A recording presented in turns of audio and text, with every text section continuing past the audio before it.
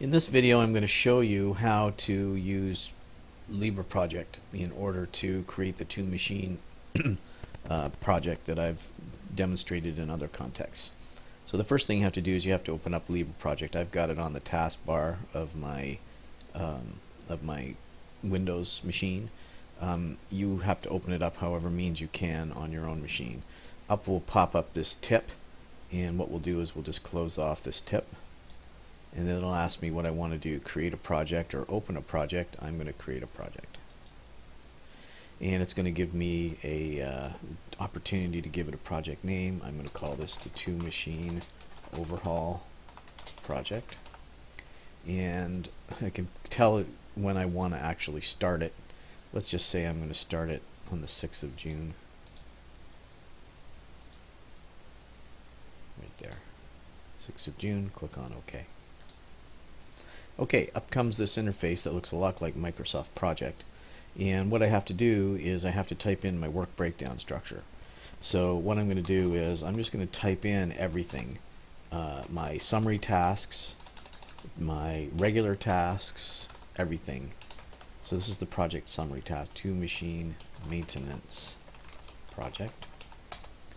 And then I'm going to have another summary task, which is going to be all the machine 1 activities, and then I'm going to overhaul machine 1, and then I'm going to test machine 1, and just for the sake of completion I'm going to have a milestone in here as well. Machine 1 to complete, and I'm going to put that in at 0 days. That's how you do a milestone. Notice how it put a diamond to the right here in the Gantt chart view. I am going to then go to machine 2 as in my summary task. I'm going to go overhaul machine 2. I'm going to go test machine 2. I'm going to have machine 2 complete as a milestone, which is a 0 duration task. And then I'm going to have it test in line. And then I'm going to have project complete as another milestone. Okay? So I've got all this typed in, and I didn't bother outlining anything or indenting or outdenting anything. This was all done just to get the information into ProjectLibre. So now what I want to do is I want to highlight tasks 2 to 11, and I want to go to the task button, and then I want to go to indent. You see what that did? That outdented Two Machine Maintenance Project is the project summary task. Then I want to outline my machine 1 tasks. So I highlight tasks 3, 4, and 5 and do the same thing as I did before. I click on indent, and what that did was that made machine 1 a summary task. Then what I do is I go tasks 7, 8, and 9, and I indent them so that machine 2 becomes a summary task. And then test in line is on the same level as machine 1 and machine 2, so I don't do anything to that. And project complete is a milestone. I leave it there like that as well. Okay? So what that has done is that has given me my project outline, my work breakdown structure. The next thing I have to do is I have to put in the predecessors, the immediate predecessors, the tasks that must occur immediately before other tasks. The summary tasks don't have immediate predecessors. You don't link up summary tasks to other tasks. The only tasks that link up are the ones that are in the normal font, unbold here. And this is the way you do this, is overhaul machine 1. Well, it has no immediate predecessor because you can do that immediately. However, testing machine 1 depends on task 3. So I put 3 in there, and you can see that it pushes the Gantt chart bars out with an arrow, with an arc. And then machine 1 complete depends on task 4. Then overhauling machine 2, that has no immediate predecessor, but testing machine depends on overhauling machine 2, and overhaul machine 2 is task 7. You can see this to the left here. So I have to go 7 here for testing machine 2, and then machine 2 complete is going to be dependent on task 8. And then finally, testing in line depends on testing machine 2. So what I do is I go 8. And then project complete depends on task 10. Okay, because that's testing in line.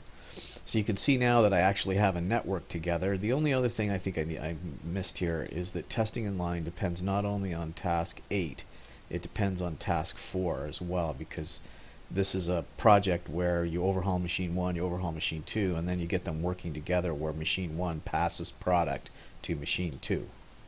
So what I'm going to do here is I'm going to put 4, 8, and you can see that task 4 goes into task, you test in line, and so does task 8 do the same thing right here. Task 8, yes, goes from here all the way down to the test in line. A few things here: you don't link up milestones. So milestones never act as predecessors to other tasks. They have predecessors, but they don't act as predecessors to other tasks. What you should join up are all of the tasks that are tracked work, which are these regular fonted tasks that are not milestones. Okay? So you get all that in there. And then the next thing you have to do is you have to put in the duration of all of these activities. So I'm just going to make this up here. I'm going to say overhauling machine 1 is 5 days, and testing it is 2 days. Overhauling machine 2, let's say that's 7 days, testing it is 3 days, and testing in line is 2 days. And you'll notice that previously there were question marks at the end of each one of these summary tasks and regular tasks. That a question mark is there to indicate that it's still set to its default of 1 day. You have to make sure that you get rid of all the question marks so that you know that you typed in the actual duration. Even if the actual duration is 1 day, you need to physically type that in to get rid of the 1 day question mark, which indicates the 1 day was a default. That's so you don't miss anything. Okay, so now that you have that, you now have your project created, and you have a Gantt chart of the project over here to the right. At this point, you can do some things to view your project. Now, this is a small project, intentionally so that it's easy to type in and get the feel of it without, going into a big long explanation. But what you might want to do is go to View here, and then go to Filters. In here, what you can do is you can filter so you can only see, for example, the critical tasks. This is useful when you have a really long project and the critical path is like 10, 12, 15, 20 tasks long. You can just see which are the most critical. Critical tasks are tasks that have 0 slack. What that means is that they can't be delayed without delaying the entire project. So that's one thing you can do, is you can filter so that you can see all the tasks that have no slack. And as you can see here, these tasks here, overhaul machine 1 and test machine 1, because their total duration is only 7 days and the total duration is 10 days for machine 2, it means that there's a few days of slack in here for these two activities, as when it gets done it can still has time until the machine 2 tasks actually get completed.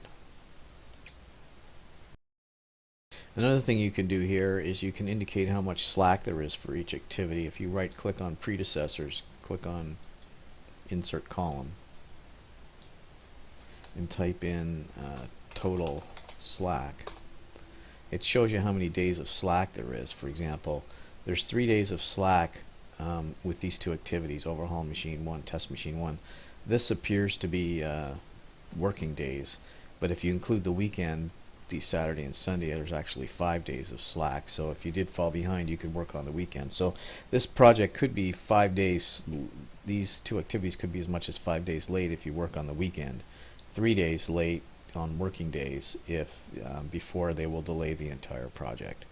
It says 0 slack for overhaul machine 2 and test machine 2, which is why it's and same with test in line are 0 days, so that's why they're called critical activities and they're in red. If they're late, the entire project will be late.